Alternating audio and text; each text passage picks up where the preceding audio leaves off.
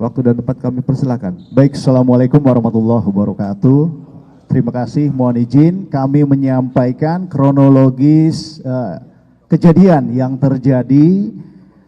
Yang dilaporkan ada laporan polisi yang tadi disebutkan oleh Bapak Kabid Humas Polda Jawa Barat.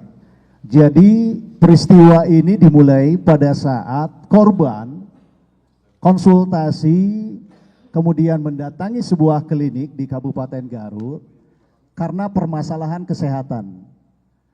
Pada kunjungan pertama yang bersangkutan dilakukan pemeriksaan kesehatan di klinik tersebut.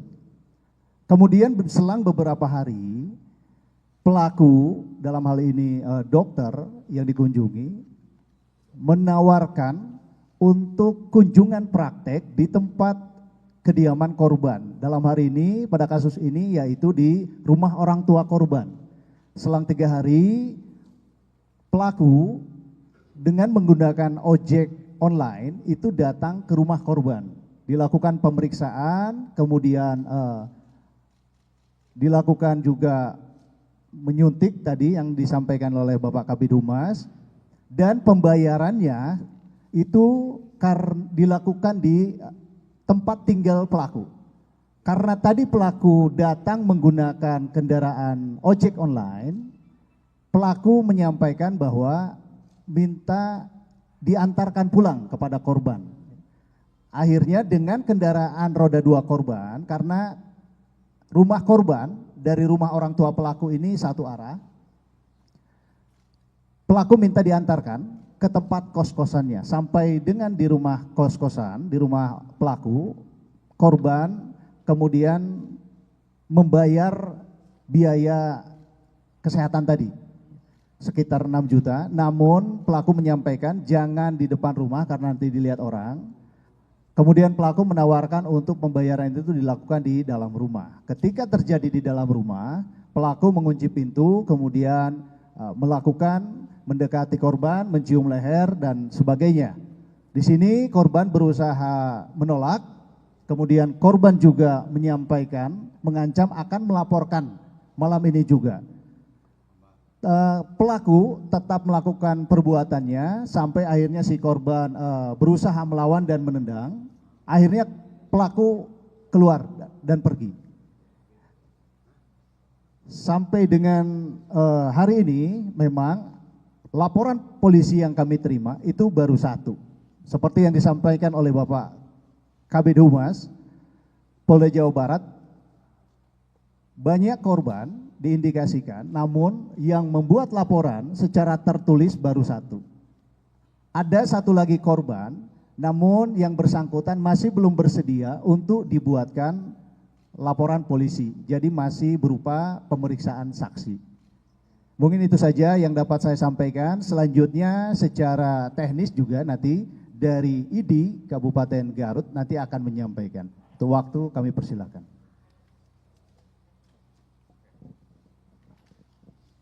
Assalamualaikum.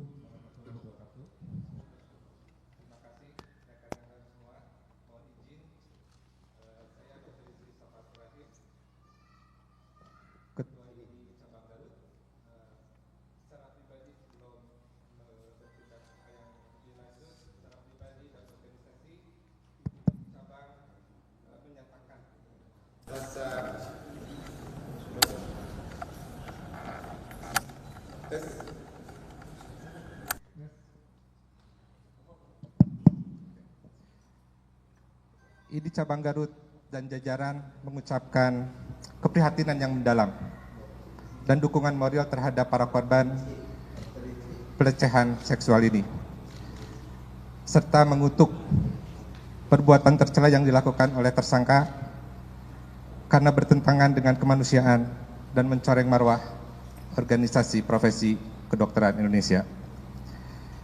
Selama ini di Cabang Garut juga sudah berkoordinasi dengan ID wilayah untuk melakukan proses. Yang kita lakukan dalam hal ini adalah proses pelanggaran dan etika, termasuk disiplin profesi, karena beliau adalah seorang dokter.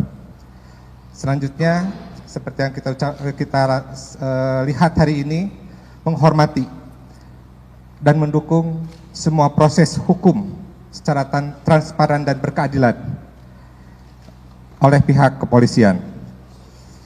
Ke depan, ID Garut akan berkolaborasi dengan pemerintah daerah untuk menindaklanjuti hal-hal yang menjadi keluhan masyarakat. Bisa menghubungi hotline yang ada, kita berintegrasi bersama, tetapi secara organisasi semua keluhan, informasi dan pengaduan bisa kita sampaikan ke Sekretariat ID Cabang Garut di Ruko A6 Jalan Suherman, Ruko Diamond Dreamland. Mungkin itu yang bisa saya sampaikan secara pribadi dan organisasi. Mudah-mudahan ini menjadi pembelajaran yang baik buat kita semua. Oke, terima kasih Pak Kapolres atas kesempatan yang diberikan kepada kami organisasi ID. Terima kasih. Assalamualaikum warahmatullahi wabarakatuh.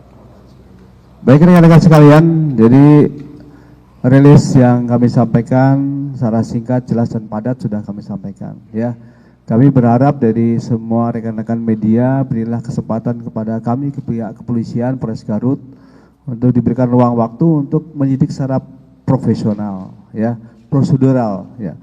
Dan kita ketahui bahwa untuk kasus ini merupakan kasus yang sangat rentan, ya, terhadap perempuan dan anak tadi saya katakan, yang dimana korbannya mudah secara korban fisik maupun psikologis, ya.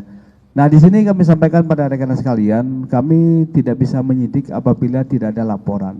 Dan untuk perempuan dan anak ini, apabila tidak ada supporting, ya, dari pihak keluarga, utamanya si suami mungkin bagi yang sudah berkeluarga maupun keluarganya, tolong dihimbau privasi dari korban dan keluarga korban akan kita jaga, ya, tidak akan expose, ya. Kita juga tadi sudah gunakan inisial paling banyak dan juga usia saja nanti. Nah, dari sini rekan-rekan sekalian, tentu saja teman-teman media juga bisa menjaga privasi ini. Dan kesempatan ini yang baik kami berikan kepada beberapa media untuk bisa tanya jawab di momen ini. Silakan bagi rekan-rekan. Ya, 1, 2, 3. Ya, sementara 3 dulu ya. Silakan nomor pertama dulu, Mbak Vidi dari Kompas TV. Pertanyaannya, pertama, sudah berapa lama pelaku ini berpraktek sebagai dokter objin? Ya. Lalu selanjutnya untuk ini, apakah ada pencopotan gelar dokter atau secara konsultasi yang sudah dilakukan?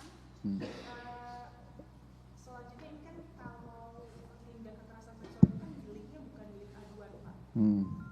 Tadi statement dari kepolisian adalah kalau tidak ada aduan, tidak bisa diusut. Itu bagaimana? Lalu selanjutnya ada beberapa bukti, diantaranya adalah CCTV, yang itu sudah jelas gitu ya. Ada tindak kekerasan juga, tindak asusila gitu ya. Apakah itu juga bisa menjadi bahan juga? Dan yang terakhir pertanyaannya adalah, apa keuntungannya bagi korban yang menjadi korban dari pelaku melapor ke kepolisian begitu? Apakah nanti bisa lebih dari 12 tahun mungkin hukumannya karena korbannya banyak, atau gimana? Atau malah mungkin yang menjadi pemikiran korban adalah dengan korban melapor, ini ada privasi mungkin, masa lalu, bagaimana? Terima kasih. Baik, ada beberapa yang bisa kami jawab. Ya, betul bahwa kita tetap responsif terhadap apa yang menjadi viral di media sosial, ya. Tapi di sini responsif ini apa yang menjadi viral ini, dan juga apabila ada informasi awal belum jadi LP pun kita sudah responsif. Di situ perbedaannya. Tapi secara proses legal kan kita butuh alur hukum yang jelas, ya. Nah, jadi di sini maksudnya proses hukum ini dalam arti ada secara lisan maupun tertulis ini akan kita respon dengan baik. Jadi bukan klarifikasi seperti itu ya. Jadi intinya ketika ada kejadian kita akan responsif. Ya. Kemudian yang berikutnya tadi terkait dengan masa kerja si dokter ini ada di Garut ya. Informasi yang kita dapatkan itu sejak tahun 2024 memang. Ya. Dan kejadian ini juga yang bersangkutan sudah tidak bekerja di wilayah Garut lagi karena izin prakteknya sudah habis. Ya. Nanti PD bisa menyampaikan.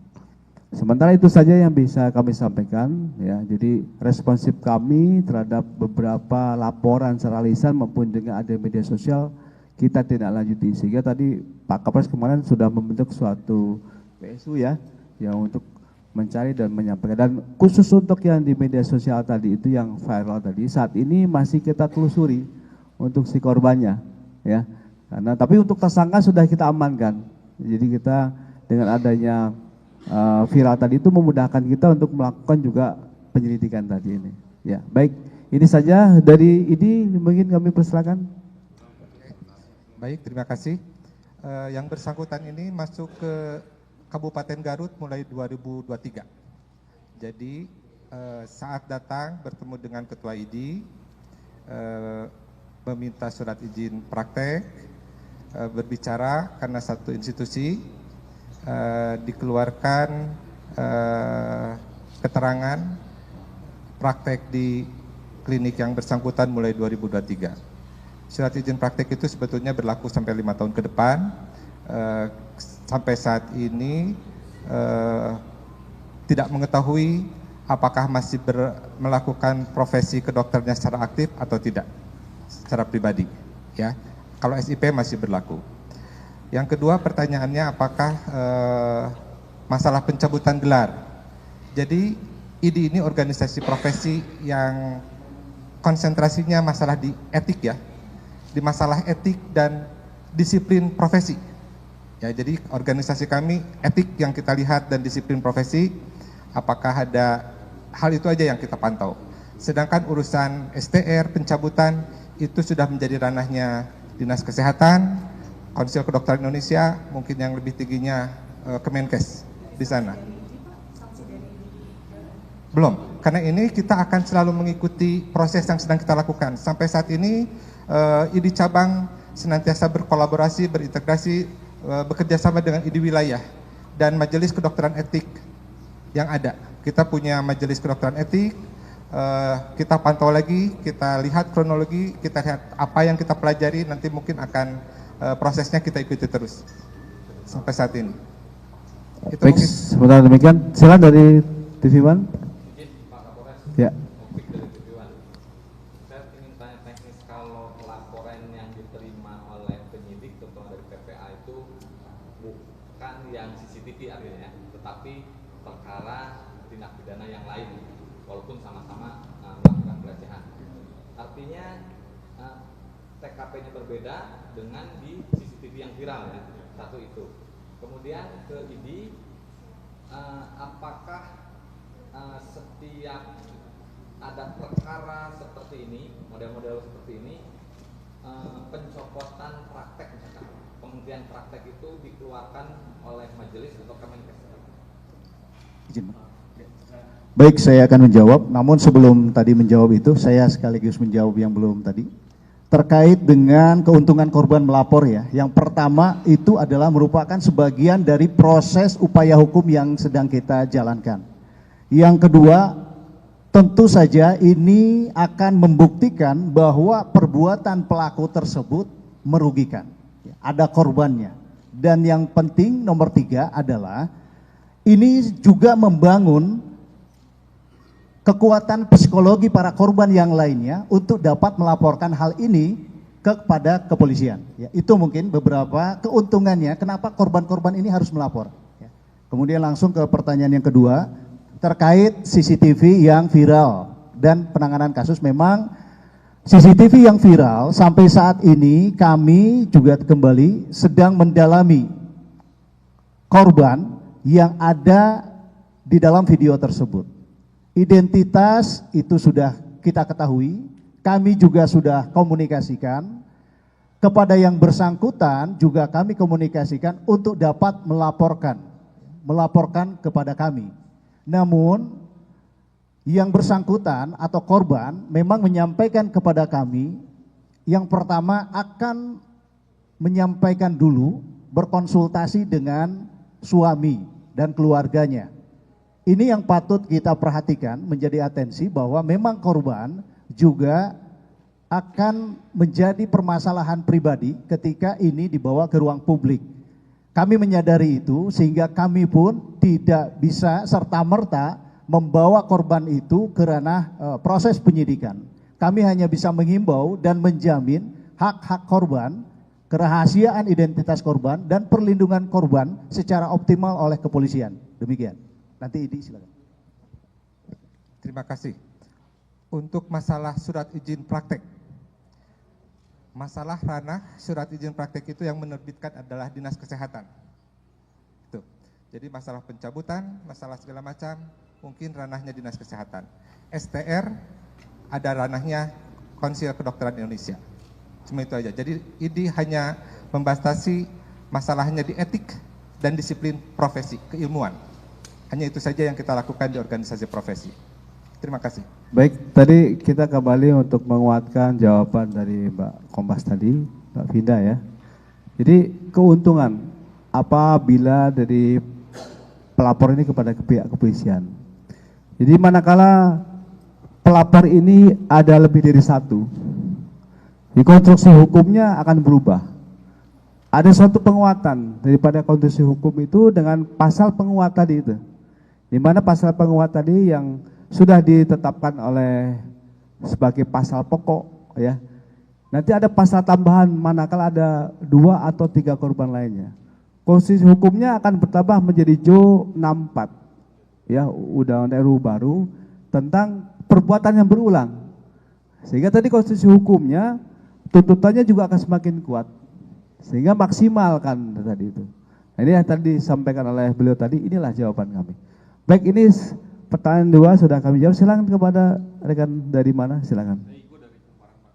Mau nanya fokusnya ke ini. Yang pertama, ini kan dokter tersangka ini sudah cukup lama di Garut. Yang pertama pertanyaan saya, itu dia praktek di rumah sakit dan klinik mana saja, atau dia sudah ini? Kalau melihat beberapa kegiatan, kalau tidak salah dia juga suka melakukan safari kegiatan keobjinan di beberapa puskesmas, hampir seluruh puskesmas di Kabupaten Garut. Itu yang pertama. Yang kedua, apakah memang kasus serupa ini sempat dilaporkan sebelumnya? Karena informasi yang kami terima di lapangan bahwa ID Garut bahkan menyebut bahwa ketua ID Garut pun sempat melaporkan koordinasi dengan pihak terkait pernah menerima aduan adanya dugaan pelecehan seksual yang sempat diceritakan oleh warganet di Twitter, kemudian berkoordinasi. Apakah kemudian proses itu berlanjut sehingga kemudian narasi itu yang kemarin viral di media sosial? Terima kasih. Terima kasih. Pertanyaan pertama, praktek di mana saja SIP? Berdasarkan data yang kita ketahui, SIP itu Dinas Kesehatannya mengeluarkan, sementara kemarin bertugas di Rumah Sakit Malangbong, yang kedua di Karya Harsa. Itu yang kita ketahui berdasarkan SIP yang berlaku. Jadi hanya situ, itu aja. Hanya 2, Pak. Masalah dia melakukan roadshow. Nah, roadshow itu merupakan kegiatan keilmuan kita. Saya secara pribadi SPOG ini melakukan roadshow ke 67 puskesmas untuk membina semua puskesmas. Di sana ada proses pembelajaran. Mungkin itu hanya surat tugas dari Dinas Kesehatan untuk membina puskesmas terkait. Memang dibagi, terutama di wilayah kerjanya Garut Timur, itu yang saya ketahui. Yang kedua, masalah apakah pernah ada aduan atau yang diketahui menindaklanjuti ketua ID? Belum. Saya ketua ID dari 2022 saya diangkat ketua ID, sampai saat ini belum ada keluhan, belum ada aduan. Jadi saya tidak mengetahui ada masalah ini sampai 3 hari yang lalu. Mungkin begitu. Lanjutannya kan kalau tidak salah juga, kalau ada wawancara dengan Dinas Kesehatan bahwa ada proses sempat terjadi case serupa tapi kemudian diselesaikan secara keluarga. Apakah kemudian ada proses koordinasi itu atau memang itu hanya proses di luar ID atau ID tidak dilibatkan dalam proses itu? Tidak. ID tidak pernah dilibatkan dan tidak pernah mengetahui proses aduan seperti ini. Yang kita lakukan adalah lebih banyak koordinasi bagaimana menurunkan angka kematian ibu dan angka kematian bayi. Dari profesi ID, termasuk saya pribadi di Rumah Sakit RSUD Garut. Itu aja. Terima kasih. Baik, sesi kedua kami buka lagi 2 pertanyaan. Baik, boleh disimpan juga. Oke, silakan. Nanti yang kedua satu lagi tadi. Oh ya, baik, silakan.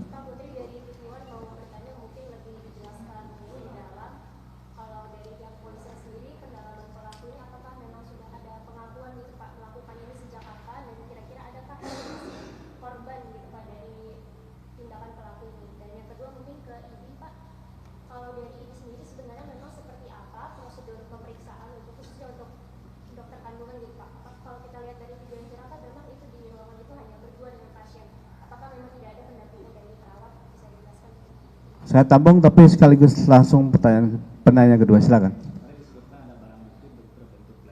Ya. Apakah kasus ini milik korban ataupun milik pelaku? Kemudian di dalam kasus ini apakah rekaman video asusila tersangka ataupun bukti-bukti lain? Baik. Baik, terima kasih. Ini kita fasilitasi, nanti kami berikan kepada Kapolres secara teknis dan juga ID. Silakan. Baik, yang terakhir saya coba jawab yang terkait BB flash disk ya. Itu BB flash disk itu adalah kopi dari decoder CCTV yang sempat viral dan isinya adalah yang viral itu tadi, yang sempat menjadi viral di media sosial. Decoder dan peralatan sudah kita amankan. Kemudian kita juga copy untuk keaslian, untuk mencari apakah video tersebut identik dengan apa yang viral selama ini. Kemudian tentu isinya itu terkait yang viral antara korban dan pelaku, yang dimana salah satu korban sampai saat ini kami masih komunikasikan secara intens dan kami menghimbau untuk beliau dapat membuat laporan secara tertulis ke kepolisian agar proses permasalahan dan proses penyidikan bisa tuntas. Kemudian yang kedua dari TV One bahwa pelaku sejak kapan itu tadi ya. Memang dari hasil pemeriksaan sementara pelaku hanya mengakui sekitar 4 kali dari hasil pemeriksaan sementara. Namun kami masih mendalami tentu dengan berjalannya waktu dan nanti korban-korban yang akan melaporkan, tentu kami akan memeriksa kembali berapa korban yang memang telah mendapatkan perlakuan kekerasan seksual ini baik di tempat fasilitas kesehatan maupun di luar fasilitas kesehatan. Jadi untuk sementara yang diakui oleh pelaku itu sekitar 4. Demikian. Baik, terima kasih. Ini secara pribadi belum pernah dan belum sempat bertemu dengan MSF.